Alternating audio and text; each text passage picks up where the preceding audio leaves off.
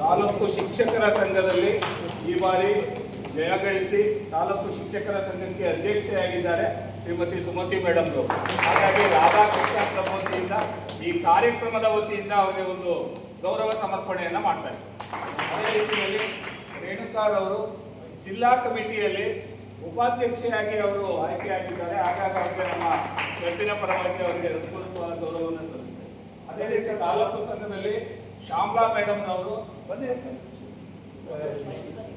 ಉಪಾಧ್ಯಕ್ಷೆಯಾಗಿ ಅವರು ಆಯ್ಕೆಯಾಗಿದ್ದಾರೆ. ಹಾಗಾಗಿ ಶ್ಯಾಮಲಾ ಮೇಡಮ್ ಅವರು ಕೂಡ ಗೌರವವನ್ನು ಮಾಡ್ತಾರೆ.